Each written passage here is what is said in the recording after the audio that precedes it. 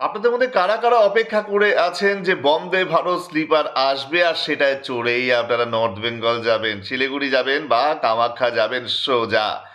তাহলে তাদের জন্য জানিয়ে রাখি যে ইন্ডিয়ান রেলওয়েজ একটি নতুন বিজ্ঞপ্তি জারি করেছেন, যেখা থেকে জানা যাবে যে আপনারা ঠিক কবে কবে এই ট্রেনটিকে অ্যাভেল করতে পারবেন। দেখুন, ইতিমধ্যে এটা পরিষ্কার হয়ে গেছে যে মাত্র 14 ঘন্টার জার্নিতেই আপনারা কিন্তু হাওড়া থেকে কামাখ্যা পৌঁছে যেতে পারবেন। অর্থাৎ যে সমস্ত ট্রেনগুলো বর্তমানে অ্যাভেলেবেল সেখানে কিন্তু 16 থেকে 17 ঘন্টা মোটামুটিভাবে লাগছিল, আর সেটাই এবার কভার হতে চলেছে মাত্র 14 ঘন্টায়। প্রতিদিন ট্রেনটা ছাড়বে হচ্ছে হাওড়া থেকে ছাড়বে সন্ধে 6টা 20 মিনিটে, আর ঠিক কামাখ্যা থেকে ছাড়বে প্রতিদিন সন্ধ্যা 6টা 15 মিনিটে। প্রতিদিন মানে একদিন সপ্তাহে বাদ রয়েছে, সেই দিনটা হচ্ছে বুধবার এবং বৃহস্পতিবার। বুধবার দিন কামাখ্যা থেকে এই ট্রেনটি চলবে না, আর বৃহস্পতিবার হাওড়া থেকে এই ট্রেনটি চলবে না।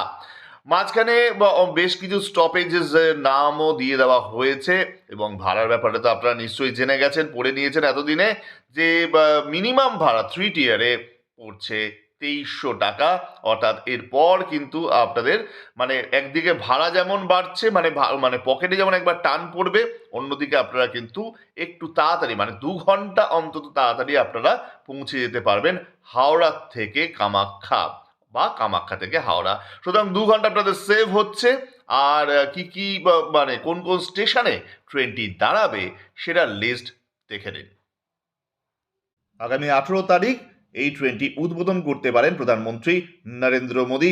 শুধুমাত্র তার গ্রিন সিগন্যালের অপেক্ষা, তারপরেই কিন্তু রেলওয়ে সেটিরও ঘোষণা করে দেবে যে কবে এই ট্রেনটির উদ্বোধন হতে চলেছে।